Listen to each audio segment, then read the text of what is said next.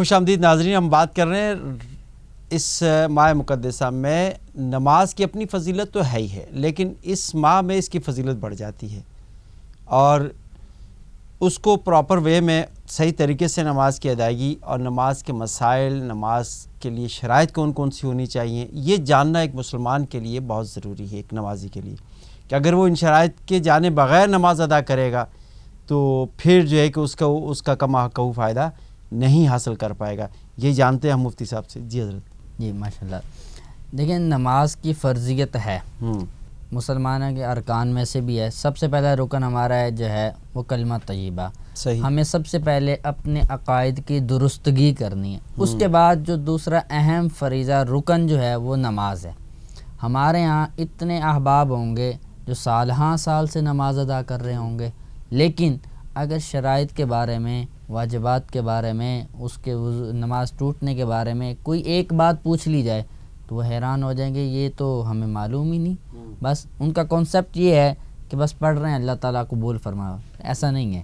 جس چیز کو رب تعالیٰ نے لازم فرمایا، اتنی بار حکم دے دیا، خود حبیب کو بلا کر حکم دے دیا، تو اس پر فرض کیا ہے مسلمانوں پر کہ جو معاملات ضروری ہیں، جو عبادات ہیں، ان کا جاننا بھی ہم پر فرض عین ہے۔ اب اسی طرح کئی احباب ہیں جو حج کے لیے جاتے ہیں، تیاری نہیں کرتے، سیکھتے نہیں ہیں، اس کا علم نہیں حاصل کرتے کہ کس طرح کرنا ہے۔ ان کا کنسیپٹ یہ ہوتا ہے جیسے دوسرے کر رہے ہوں گے ویسے ہی ہم کرتے جائیں گے ساتھ ساتھ۔ زکوٰۃ میں ادا کر رہا ہوں، ایک بہت بڑا یہ بھی المیہ ہے کہ میں زکوٰۃ، پہلے تو یہ ہے کہ مجھ پہ ادا کرنا گرا گزرتا ہے، مشکل گزرتا ہے، صحیح۔ اور اگر میں ادا کر بھی رہا ہوں پھر ایسی جگہ ادا کر دیتا ہوں جہاں پہ میری زکوٰۃ ادا ہی نہیں ہوتی، وہ شریف فقیر ہی نہیں ہوتا، خود صاحب نصاب ہوتا ہے۔ بعض احباب جو ہے بالخصوص رمضان مبارک میں آگے ایک سوال کرتے ہیں جناب کہ میری بہن جو ہے وہ زکوٰۃ کی مستحق ہے، کہ میں اس کو زکوٰۃ دے دوں؟ تو اب ان سے اگر پوچھا جائے کیا تم نے اپنی بہن کو اپنی والد کی وراثت سے حصہ دیا یا نہیں دیا ہے، وہ الگ معاملہ ہے، اس کی بات نہیں بات کریں۔ اب یہ بتائیں، اب یاد رکھیں کہ اگر کسی شخص نے، ایک بڑا اہم پوائنٹ ہے، اپنی بہن کو حصہ تو نہیں دیا لیکن اپنے مال سے زکوٰۃ نکال کے اپنی بہن کو مستحق ہونے پہ دے رہا ہے۔ اب یہ کتنی حیرانی کی بات ہے کہ تم صاحب نصاب ہو، زکوٰۃ دینے والے ہو، اور تمہاری ہی بہن جو ہے وہ زکوٰۃ لینے والی ہے۔ اب اگر اس نے اپنی بہن کو دے بھی دیا، یاد رکھے کہ اس کی زکوٰۃ ادا نہیں ہوگی۔ کیوں؟ اس لیے کہ وہ اس کی بہن بھی ہی صاحب نصاب ہے۔ وہ کس طرح کہ جو مال اس کے پاس موجود ہے اس کا ایک مخصوص حصہ اس کی بہن کا ہے، اگرچہ قبضہ اس کا ہے لیکن مالک وہ ہے۔ اب زکوٰۃ کے معاملے میں جو شخص مالک ہے، چاہے جائے کہ اس کے پاس قبضہ نہیں ہے، تو وہ صاحب نصاب ہے، گویا کہ زکوٰۃ ادا ہی نہ ہوئی۔ یہ کم علمی ہے۔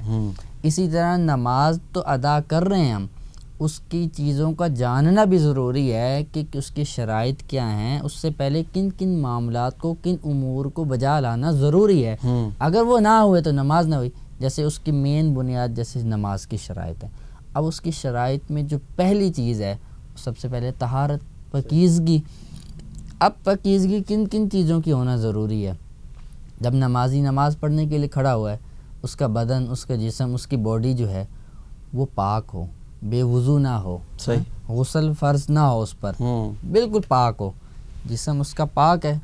تو اسی طرح اس کا لباس، اس نے جو کپڑے پہنے، جو ڈریسنگ کی ہوئی ہے، وہ اس کا پاک ہونا ضروری ہے کہ اس پر کوئی نجاست، کوئی غلیظگی، کوئی گندگی اس پر لگی ہوئی نہ ہو۔ ٹھیک ہے۔ اب اس کا چاہے جائے کہ وہ دکھنے والی ہو، نجاست مریہ ہو، نجاست غیر مریہ ہو جو نہیں نظر آ رہی، کوئی بھی نجاست ہے، اس سے اس کا پاک ہونا ضروری ہے، تبھی اس کی نماز۔ اب جس طرح لوگ راستے میں سے چل رہے ہوتے ہیں، پانی کی چھینٹیں روڈ پہ جو پانی پڑا ہوتا ہے وہ ان کے کپڑوں پہ پڑ جاتی ہے، تو اس کے حوالے سے کیا کریں پھر؟ اس میں ایک ہوتی نجاست غلیظہ، ایک ہوتی نجاست خفیفہ۔ جو غلیظہ گاڑی ہے، جو نظر آ رہی ہے، اگر میرے کپڑے پہ لگی ہے تو اس کے رخصت ملی ہے۔ اب رخصت کتنی ہے؟ فرمایا کہ 1 درہم کی جتنی مقدار ہے، اس سے کم ہے تو اس میں اگر نماز پڑھ لی تو نماز ہو جائے گی، اور اگر اتنی ہے تو اس کو صاف کرنا ضروری ہے، فرض ہے، اور اس سے زیادہ تھی اگر جی بارش کی چھینٹیں پڑ جاتی ہیں، پیچھے چلتے ہوئے کپڑے پہ پڑ جاتی ہیں، تو اب جب وہ زیادہ ہے تو اس کا نماز ہوئی ہی نہ۔ اب اسی کے مقابلے میں نجاست خفیفہ، اب جیسے چھینٹے پڑ گئے پر نظر تو نہیں آ رہے مجھے کہ کہاں پڑھے کتنے پڑھے ہیں. اگر تو زیادہ پڑھے ہیں تو اس کو دھو لیا جائے, صاف کر لیا جائے, پھر نماز پڑھی جائے. اور اگر پھر بھی نہیں معلوم پڑتا تو پھر فرمایا کہ اس کی رخصت ہے ہر حصے کے چوتھائی حصے کی. اگر میرا بازو ہے تو ٹھیک ہے, اگر یہاں پہ اگر نجاست خفیفہ لگی ہے تو اس کا چوتھائی حصہ معاف ہے. چوتھائی 1/4 سے کم اگر نجاست لگی ہوئی ہے اس کی معافی ہے. اس کے ہوتے ہوئے اگر میں نے نماز پڑھ لی تو میری نماز ہو جائے گی. لیکن اگر اس سے زیادہ ہے اور پھر بھی میں نے نماز پڑھ لی تو میری نماز کے فرائض کون سے؟ نماز کے فرائض جو ہیں وہ 7 بیان کیے گئے. جیسے سب سے پہلے تکبیر تحریمہ, کہ میں نے جو ہے وہ تکبیر تحریمہ کہنی ہے. اب اس میں ایک بڑا مین اہم پوائنٹ ہے, بالخصوص جب ہم نماز شروع کرتے ہیں تو اس میں آپ نے یہ جزیہ سنا ہوگا کہ اتنی آواز سے پڑھنا کہ اپنے کانوں تک آواز جائے. ٹھیک ہے. میں آیا خاموشی سے بھی یوں کان کو ہاتھ لگایا, دل ہی دل میں اللہ اکبر کہا, نماز شروع کر دی. یاد رہے نماز شروع ہی نہ ہوئی, نماز شروع ہی نہ ہوئی. جب تک کہ میرے کانوں میں میری اپنی آواز نہیں جائے گی تب تک میری نماز شروع ہی نہ ہوگی. وہ صرف جو ہے اونلی آن جو ہے وہ پریکٹس ہوگی, ایکسرسائز ہوگی, نماز نہ ہوئی, شروع ہی نہ ہوئی. اسی طرح بعض احباب جو ہے وہ دل ہی دل میں قرات کر رہے ہیں, ہوئی نہ قرات. دل میں قرات کرنے سے ہونٹ ہلیں, آواز نکلے, کم از کم اپنے کانوں پہ جائے, دوسروں تک نہ جائے. اتنی آواز سے پڑھنا اس کے لیے ضروری ہوگا. اسی طرح پھر قیام ہے, دوسرا فرض جو ہے کہ کھڑے ہو کے نماز پڑھنا. ہمارے ہاں ایک جو ہے بڑی کمی نظر آتی ہے, میری ٹانگ پہ اگر تھوڑی سی چوٹ لگتی ہے تو میں بیٹھ کے نماز پڑھنے پھر لگ جاتا ہوں. اللہ اکبر. ہلکی سی کمر میں درد ہوئی میں بیٹھ کے لگ گیا. آپ یہ دیکھیں نا کہ مسجد میں آپ جائیں تو پوری, پہلے تو ایک آدھ کی چیئر نظر آتی تھی, اب تو پوری ایک لائن ہوتی ہے, سیٹ اپ لگا ہوا ہوتا ہے پورا, جو ہے پوری ایک لائن لگی ہوتی ہے. 1 لائن 2 لائن 3 لائن سائڈ کی, لیفٹ یا رائٹ, آپ 3 لائنیں آپ لگا لیتے ہیں. اور وہ لوگ جو نماز مسجد کے گیٹ تک تو چل کے آ گئے, گھر سے چل کے آ رہے ہیں, لیکن نماز میں 2 منٹ کی قیام کے لیے کھڑے نہیں ہو پا رہے. اچھا آپ دیکھیں, اب یہی شخص ہے, اس سے مسجد کے باہر یا مسجد کے اندر کھڑے ہو کے 15-20 منٹ باتیں کریں, کھڑے ہو کے بات کرے گا. لیکن اگر میں کہوں کہ نماز کھڑے ہو کے پڑھیں, میں تھوڑی امام سے مجبوری ہے, تھوڑا مسئلہ ہے, مفتی صاحب آپ کو نہیں پتہ میرے کمر میں مسئلہ ہے, میں کھڑا نہیں ہو سکتا, چکر آتے ہیں. اچھا یاد رہے کہ قیام فرض ہے, قیام فرض ہے, یعنی تکبیر تحریمہ فرض ہوئی, قیام بھی فرض ہے, اور قیام فرض ہو گیا, دوسرا رکن اس کا. جی بالکل, قیام اب ہو اس کا گیا. اب قیام کے بارے میں فرمایا مفتیان کرام نے, احادیث پاک میں ملتا ہے کہ اگر وہ اتنی طاقت رکھتا ہے کہ اس کو کوئی غلام دوسرا بندہ یوں پکڑ کے کھڑا ہو جائے کسی بندے کو اور یہ قیام کر لے, تو اس پر لازم ہے کہ ایک بندے کو ارینج کرے اپنے غلام کو کہ اس کو پکڑ کے کھڑا ہو, تم قیام کرو. ناظرین سن لیں آپ, اور دوسرا دیکھ لیں آپ, دوسرا جو یہ فرمایا کہ اگر کسی چھڑی سے سٹک کے ساتھ ٹیک لگا لیتا ہے اور پھر اس کو پکڑ کے کھڑا ہو سکتا ہے تو سٹک کو پکڑ کے کھڑا ہو کے نماز پڑھے. اللہ. اور تیسرا فرمایا کہ اگر دیوار کے ساتھ ٹیک لگانے سے جو ہے نا اس کو کھڑا ہو سکتا ہے تو اسے چاہیے کہ کھڑا ہو کے نماز پڑھے. اب تینوں صورتوں کے علاوہ پھر بھی اس نے اگر ایسا ہو سکتا تھا, ممکن تھا کہ بندہ پکڑ کے کھڑا ہوتا ہے, یہ کھڑا ہو سکتا تھا سٹک سے یا دیوار سے ٹیک, پھر بھی بیٹھ کے نماز پڑھی, نماز ہوئی ہی نہیں. اللہ اکبر, کیونکہ قیام فرض ہے. کیا اچھا اب یہ اتنا اہم پوائنٹ ہے, چھوٹی سی بات ہے جس پر ہم غور نہیں کرتے. یہ مجھ پر فرض تھا نا, میں نے اپنا وقت بھی نکالا, میں نے سارے معاملات سارے التزام جو کرنے تھے وہ کر لیے, نماز تو پھر بھی نہ ہوئی. اللہ اکبر. ایک تو وہ تکبیر تحریمہ والا آواز والی کہ میرے کان تک آواز جائے, نیت اس کو کرنی ہے اور آواز کی آواز ہے. اب نیت کے لیے ضروری نہیں ہے کہ وہ زبان سے الفاظ ادا کرے یا اس کا آ جانا ہی یہ ضروری. ہاں اگر افضل یہ ہے کہ وہ میں 2 رکعت نماز فرض جو ہے نماز فجر ادا کر رہا ہوں پیچھے سے امام کے, افضل ہے, ٹھیک ہے, مگر نہ یوں بھی کر. اب تیسرا جو فرض ہے قرات, جیسے میں نے عرض کیا کہ اگر تکبیر تحریمہ میں آواز نہ گئی تو گویا نماز شروع ہی نہ ہوئی. اب وہ قرات کر رہا ہے, کرتا گیا لیکن دل میں کر رہا ہے تو فائدہ ہی نہیں, قرات ہوئی ہی نہ. جیسے سورہ فاتحہ پڑھنا اس کے اندر واجب ہے, اور سورہ فاتحہ کی ہر آیت الگ الگ واجب ہے. 7 آیات ہیں, گویا کہ 7 واجب ہے, کسی نے ایک آیت بھی مس کر دی تو واجب ترک ہو گیا. یہ تو جماعت کے ساتھ اکیلے میں کہ اگر آپ اکیلے نماز پڑھ رہے ہیں تو قرات آپ نے قرات کرنی ضروری ہے. لیکن جو جماعت کے ساتھ پڑھی جاتی ہے اس میں امام صاحب قرات کر رہے ہوتے ہیں, لیکن کچھ فقہ میں یہ ہے کہ پیچھے مقتدی بھی پڑھ رہے ہوتے ہیں. نہیں دیکھیں فقہ حنفی کے اندر جو ہے وہ ہمارے ہاں کہ امام چاہے قرات کر رہا ہو, سری نماز جہری نماز یا سری ہو, خفی ہو یا سری ہو یا کوئی بھی نماز ہو, اگر میں امام کے پیچھے پڑھ رہا ہوں تو میں قرات نہیں کروں گا, اس لیے کہ قرآن پاک کا حکم ہے وَإِذَا قُرِئَ الْقُرْآنُ فَاسْتَمِعُوا لَهُ وَأَنصِتُوا لَعَلَّكُمْ تُرْحَمُونَ, کہ جب قرآن پاک کی تلاوت کی جائے تو خوب دل جمی کے ساتھ خاموشی کے ساتھ اس کو سنو تاکہ تم پر رحم کیا جائے. جی تو امام تو خفی پڑھ رہا ہے وہ تو سن نہیں, جو امام کی قرات حدیث پاک میں ارشاد فرمایا کہ امام کی قرات جو ہے وہ مقتدی کی قرات شمار ہوگی. کون سی حدیث کوئی ہے آپ کے؟ جی بالکل, قرات الامام لہو قراتن, کہ جو امام کی قرات ہے وہی مقتدی کی قرات ہے. اب وہ سری نماز ہو یا کوئی بھی نماز ہے جو میں جائے کہ نفل نماز بھی اگر میں باجماعت پڑھ رہا ہوں تو اس میں بھی میں خاموشی سے ہی کھڑا رہوں گا, ثنا پڑھ کر میں خاموش ہو جاؤں گا. نفل کی تو جماعت ہی نہیں ہے. نہیں ہو سکتی ہے, نفل کی جماعت کروا سکتے ہیں, افضل ہے. اگر کوئی بندہ جیسے صلاۃ التسبیح ہے, نفل نماز ہے, اس کے ہم جماعت کروا سکتے ہیں. جس طرح کی شب برات کے جو 6 نوافل تھے ادا کیے جاتے ہیں اس کے منع ہے. یہ ممانعت نہیں ہے, افضل ہے, ثواب بڑھ جائے گا. مکروہ نہیں, ثواب بڑھ جاتا ہے. بلکہ دیکھیں نا جیسے ہم نے فرمایا کہ یہ حدیث پاک سنی کہ اگر تنہا نماز پڑھتا ہے تو اس کا ثواب 1 گنا, لیکن وہ فرض کی اہمیت کم ہو جائے گی نا اگر آپ اس طرح کریں گے. آپ نوافل بھی جماعت سے پڑھنے سے فرض کی اہمیت کم ہو گئی. نہیں, فرض کی اہمیت نہیں ہے بلکہ تو اجاگر ہوگی کہ اس قدر ثواب بڑھ رہا ہے کہ اگر میں نفل نماز بھی باجماعت پڑھ رہا ہوں تو مجھے 25 گنا زیادہ ثواب مل رہا ہے.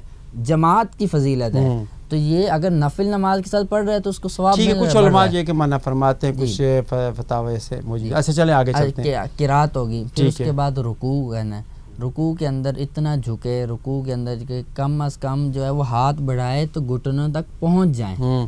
یہ آپ نے چوتھا فرض بتایا. جی, تو پہلا تو تکبیر تحریمہ ہوگی, ہاں, پھر اس کے بعد قیام ہو گیا, اور تیسرا قرات ہو گیا, قرات کرنا. یاد رہے کہ امام کے پیچھے قرات نہیں کرنی, اور اگر تنہا پڑھ رہے ہیں تو فرض نماز کی صرف پہلی 2 رکعتوں کے ساتھ سورہ فاتحہ کے ساتھ قرات کرنی ہے. جو تیسری اور چوتھی ہے اس کے اندر قرات لازم نہیں ہے. ہاں, سورہ فاتحہ بھی نہیں ہے, اگر پڑھ لیتا ہے سورہ فاتحہ ٹھیک ہے, ورنہ 3 سبحان اللہ کی مقدار بھی خاموشی سے کھڑا ہو جاتا ہے تو اس کا فرض ادا ہو جائے گا. قرات اگر وہ صورت ملائے گا تو واجب کا ترک ہوگا, سجدہ سہو اس پر لازم آ جائے گا. اور اگر رکوع کی بات کریں, رکوع جو ہے وہ حدیث پاک میں ہے کہ اس طرح کرے کہ اس کی کمر اور سر جو ہیں وہ برابر ہوں, سیٹ ہو, اور جھکا ہوا بھی نہ ہو, سر یوں اٹھا ہوا بھی نہ ہو, بلکہ برابر ہونا چاہیے.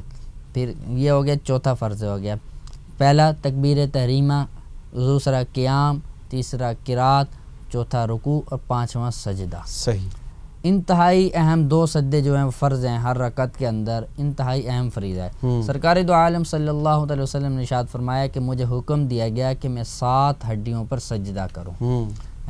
اس میں 2 جو ہیں پاؤں کی ہوگی, 2 گھٹنے ہو گئے, 2 ہاتھ ہو گئے, اور ناک اور پیشانی کو 1 ہڈی شمار کیا گیا, اس پر سجدہ کروں. صحیح.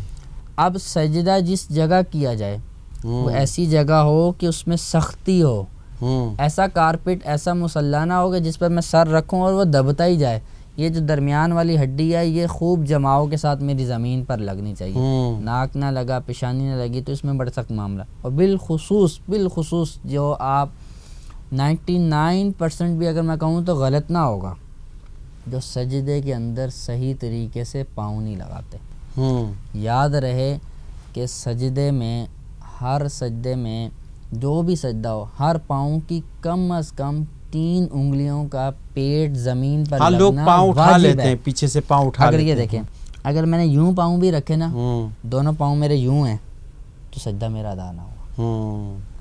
اور اگر اس کا یوں رکھنا ہے, جیسے یہ پاؤں کی یہ انگلیوں کا مڈ ہے, یہ یوں رکھنا مجھ پر ضروری ہے, اور 10 انگلیوں میں سے 1 کا لگنا فرض ہے اس طرح, اور ہر پاؤں کی 3 انگلیوں کا یوں لگنا واجب ہے. اب یہ 3 نہ لگی, واجب ترک ہوا. یہ پیٹ جو ہے زمین پر لگے, اگر یہ نہ لگا, یہ خالی یوں ہی رہا یا یوں رہا تو نماز ہوئی نہ, میرا سجدہ ہی نہ ہوا, فرض ادا نہ ہوا, میرا ہوا ہی نہیں. جب میں جاتے ہیں ہم پاؤں اٹھا لیتے ہیں, دونوں پاؤں اٹھا کے بھی رکھتے ہیں, اور اگر رکھ بھی لیں تو یوں رکھتے ہیں. عموماً اگر آپ دیکھیں پیچھے کھڑے ہو کر تو ایسا ہی ہوتا ہے. ہمارا سجدہ ہی ادا نہ ہوا. جبکہ ہم پر فرض ہے جو ہماری عبادات ہیں، جو ہم پر لازم ہیں، روزمرہ کے معاملات ہیں، کاروبار کے معاملات ہیں، خرید و فروخت، ان کا علم حاصل کرنا ہم پر فرض عین ہے. ٹھیک ہے، چار آپ نے فرائض اس کے بتا دیے. 5 ہو گئے نا. پھر اس کے بعد قاعدہ اخیرہ جو ہے کہ اس کو جو ہے جب اگر 2 رکعت والی نماز ہے تو اس کا دوسری رکعت میں، اگر 4 رکعت والی ہے تو چوتھی رکعت کے اندر جو ہے سورہ فاتحہ کو پڑھنا اور درود پاک پڑھنے کے بعد دعا پڑھنے کے بعد یہ قاعدہ اخیرہ جو فرض ہے اس کا. اور یاد رہے ایک اور بڑا بہت ہی اہم جزیہ، بہت اہم جزیہ، آپ امام سے کے ساتھ شامل ہوئے جماعت کے ساتھ، دوسری رکعت تھی یا چوتھی رکعت تھی، آپ نے اللہ اکبر کہا، بیٹھے، ابھی سورہ فاتحہ مکمل نہ کی تھی، امام دوسری رکعت میں تھے تو اٹھ گئے یا چوتھی میں تھے سلام پھیر دیا. ہمارے احباب کیا کرتے ہیں، فوراً اٹھ جاتے ہیں. سورہ فاتحہ دوسری رکعت کے اندر پڑھنا واجب ہے پوری اینڈ تک، عبدہ و رسولہ تک. اگر وہ پہلے ہی اٹھ گیا اس کا واجب ترک ہو گیا. اللہ اکبر. یہ علم نہیں ہے. اسی طرح جو آخری رکعت ہے، اگر اس کے اندر میں آیا ہوں، جیسے ہی میں بیٹھا تو امام صاحب نے سلام پھیر دیا، تو پھر اس میں جو ہے وہ مجھ پر لازم ہے کہ میں سورہ تشہد کو جو ہے وہ مکمل کروں. اس کے بعد جو ہے پھر میں اپنی بقیہ نماز کا جو ہے وہ کھڑا ہوں. اور اسی طرح آخری فرض جو ہے وہ خروج بسنعی ارادہ کے ساتھ لفظ سلام کے ساتھ جو ہے وہ سلام پھیرنا. لفظ سلام جو ہے وہ واجب ہے، نماز سے باہر آنا یہ فرض ہے.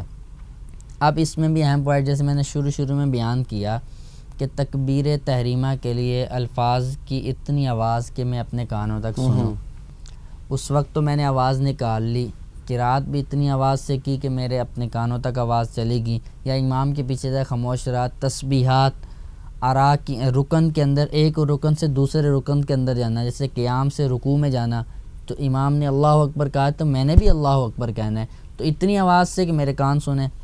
قومے میں گیا، سجدے میں گیا، جلسے میں بیٹھا، سارے معاملہ تسبیح میں نے تکبیرات کہی. اب جب سلام پھیرنا ہے تب بھی میں نے اتنی آواز نکالنی ہے کہ میرے اپنے کان سن رہے. اگر میں نے خاموشی سے یوں پھیر دیا گویا کہ میں نماز میں ہی ہوں. اب اگر اٹھ کے وہ چلے گا یا کسی سے بات کرے گا تب جا کے اس کی نماز ختم ہوگی. اللہ تعالیٰ سلام جو ہے کہ پھیرنا ضروری ہے، سلام لینا ضروری ہے، اور الفاظ بھی ادا ہوں، الفاظ ادا ہوں. اسی کو کنٹینیو کریں گے، لیکن ایک اس کے بعد ہم یہ کوشش کریں گے کہ اس کے اندر واجبات کتنی ہیں اور سنت کیا ہے، واجبات کیا ہیں، اور وطر نماز کون سی ہوتی ہے، اور وطر جو ہے نا کیوں پڑھنا ضروری ہے، اس پہ بھی ہم بات کریں گے. ناظرین لیں گے ایک چھوٹا سا وقفہ، آپ ہمارے